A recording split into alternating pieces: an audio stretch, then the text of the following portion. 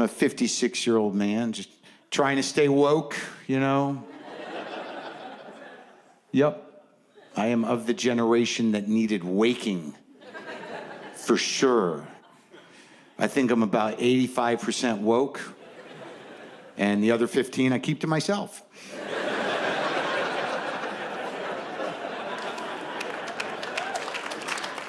Which is actually being woke. Is putting that voice in your head that goes, hey, you know, don't say that. Maybe don't say that. Good call. Thanks for getting my back. It's a close one. I mean, look, if you were to ask me if I was a feminist, I would say, of course. But, you know, I have my days. I mean, I'm a guy. I'm a man. I've been a man all my life. Before that, I was a boy. And if you're a man, look, let's be honest. You probably heard yourself or some other dude that you know at some point in time say this. Fuck them. Fuck them all. Fuck women. Now, the question is, does that guy hate women? I don't know. Let's break it down. This is just my experience. Let's break it down.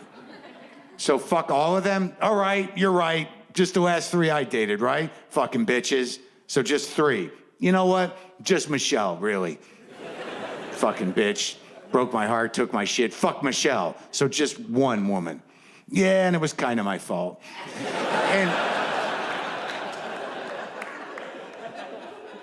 I think that's a pretty good working definition of woke. It was kind of my fault. And where you go from there will determine how woke you stay. But that's the beginning of it. You could go either way. It's a rough crossroads. And I think one of the biggest problems men have is that they have a dick. Most men have dicks. If you're a man, you don't have a dick, I hope it was a choice and not an accident. Dicks are a problem, and I think this is sort of the TED Talk portion of my show. I think I'll call it the history of my dick, and it's meant to be helpful.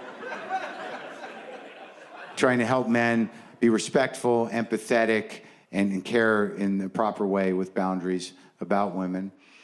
And, well, dicks are, you know, it's a problem. It's an obstacle. Like, do you remember the first time you came? I'm putting this out there to the men. It's a big day. It's a life-changing day. A lot of times it doesn't even involve sexual thoughts. It just sort of happens for some reason, usually like when you're 8 or 9 or 10. Like, for me, it involved a bath faucet with running water, and I stuck my dick in it. And I was 9, and I knew something was going to happen. I wasn't sure what it was, but it felt pretty big. And I could have been bad, it could have been good, but I stuck with it. Turned out to be fucking amazing. And a life changer. Really a great day. And honestly, I fucked that faucet for 1.5 years. Now, I'm trying to be honest and open. I'll get to the point of this. Then at some point, someone tells you what that feeling is. Maybe you got a kid who has an older brother, or somebody finds a porno magazine, or you find your parents' copy of A Joyous Sex hidden in a mattress, and you can look at fairly realistic renditions of hippies fucking. And once someone informs you that that feeling comes from putting your penis into a vagina, that just fucking changes your entire neural pathway issue. And it's sort of all you think about is putting your penis in a vagina from age 13 to like this morning. This is truth. It's all you fucking think about because it's amazing. Like, you know, I was sort of surprised when I learned about it, you know, because there was part of me that was like, when I was told about the vagina, I was like, really, it's not water? You know, like, so like, and it honestly seemed much more complicated, which I believe it to this day is true. But once you know, man, it's all, you just want to be in the vagina. And that's the problem, you know, especially for my generation of men, I think, because I really think that a lot of us didn't really realize in a deep way that women had hopes or dreams or supportive friends, family, things they wanted to do. Those were really just hurdles, you know, to try to put it in the vagina. Just wanted to put it in the vagina. So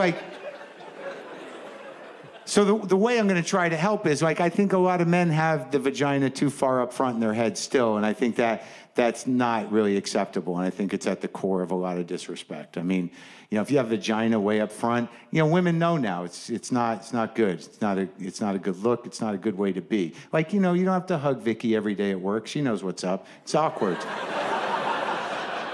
The weird rubbing the back thing in the break room. What is that? That's not sociable. It's fucking creepy, I would just stop it. You got to move vagina back. Because women can see it now. Vagina's right there. It's, it's disrespectful. It's insensitive. Move it back a few. Maybe, 3 to 5 spaces in your brain. Just move it back, Maybe 3. Maybe I don't know. Just hey, how's it going? Are you okay? Vagina. Maybe 3's good. I don't know. I'm just trying to help out. 3 to 5, I think. Fill the gap with niceness and, and empathy. It's hard for men to empathize for women because we're not women, and we have to, listen and, you can do it. You can do it. But don't be overly crazy. I've actually found myself occasionally asking for consent in my masturbation fantasies, which I think is too much. Where I'm literally like, are you sure you want to fuck? And she's like, yeah, you're making this up. Yeah, I want to fuck. Just checking. You want to fuck? Yeah, I want to fuck you bad. Okay, I'm just checking. We're on the same page. Weird time now, And I did just see you at Whole Foods for like 30 seconds, so I don't think it's an inappropriate question. Yeah, just fuck me already. So we're fucking, and it's going great. I'm making it up. It's awesome. It's fucking amazing. Totally connected, symbiotic, fucking in it. Just beautiful. And in the middle of it, she just, pushes me off her and says, get off of me. You're freaking me out. And I'm like, what's happening? She's like, I don't feel safe. You're creepy now. Holy shit. What is happening? And then she's getting dressed fast, and she's about to tweet something. I'm like, what the fuck is happening? Not an unreasonable question. But the deeper question is, why am I still jerking off to that? I had complete control over that fantasy, and it got away from me because of my own fear. And I finished by myself, jerking off to me, jerking off, crying that my career would be ruined. So I'm just saying, don't go crazy. Just be nice. That's the message. Look, you guys, I'll share some other tips with you.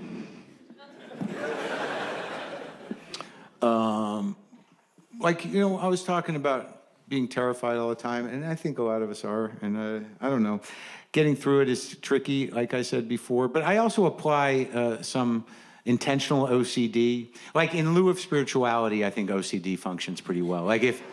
If you have a few things that you do compulsively over and over again, that'll get you through the day. That'll fill the God hole. It's okay. It gets a little dicey that half hour before you fall asleep, but just, what to do, right? You do, whatever, either way,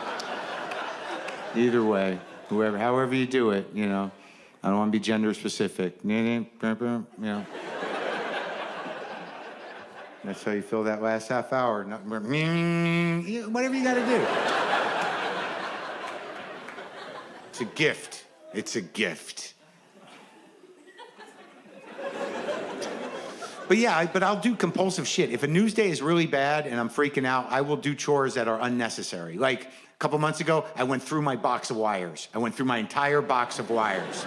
Everybody who's been buying equipment for the last 20 years, you got a pretty good bag or box of cables, chargers, and whatnot going, right? I went through, because every piece of equipment you buy comes with that one wire where you're like, what the fuck does this one even do? Does this even go to this machine? I don't know. It's all wrapped and it's got a twisty on it. Better save it. Maybe I'll know what it does later. I might need it. Right? I went through that entire box. It took me like an hour and a half. Did not think about the end of the world during that time. And honestly, I did not throw one of those things away. I had the exact same experience with every one of those wires I had when I got it in the first place. Oh yeah, this one. Still don't know what it does. but still wrapped. It's got a twisty on it. Maybe the mystery is yet to be revealed. I'm gonna save that one. And now I'm pretty happy that I did, because I don't know what's gonna happen on that last day of the planet Earth when the sky's on fire. Maybe some guy will come running up my driveway in a frenzy, holding a piece of equipment saying, "Hey man, if I had a charger for this, I could save both of us right now. Right now." And I could be like, "Holy shit, might be our lucky day. Let's go look in the box, bro." And who would have thunk a Palm Pilot would be our ticket out of this mess? Because not only do I have a charger, I think I've got an extra stylus. Would the stylus help us in our journey? For you younger people, a Palm Pilot was one of the first pieces of handheld technology with a screen on it, an interactive screen it had. Like, pretend like I'm showing you. And there was no Wi-Fi or cell phone, and you could write on the screen with a stylus, like a little pen. And I believe, if I'm not remembering incorrectly, that you had to write in Palm Pilot shorthand, which was enough for me to stop using it after 3 days. Oh, I gotta learn a thing, not for me. So,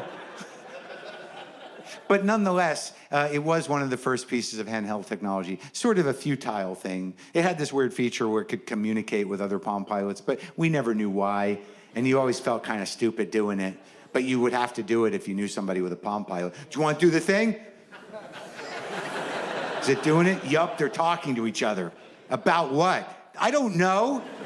Machine stuff. No, they're not. It's just a feature no one uses. Why you gotta ruin everything?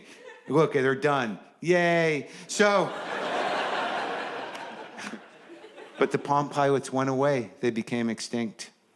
And it was just part of the evolution to the technological clusterfuck that we find ourselves in the center of now, just happily codependent to a bunch of smarter machines, just gleefully enabling the singularity, just looking forward to a day where we'll just be the fleshy appendage of a series of smarter equipment than us. Ah, how convenient that'll be. Too dark? I can go another way. I think if most of us, if we lost our cell phone, you're like 2 hours away from wandering the street saying, "What's my name? Where do I live?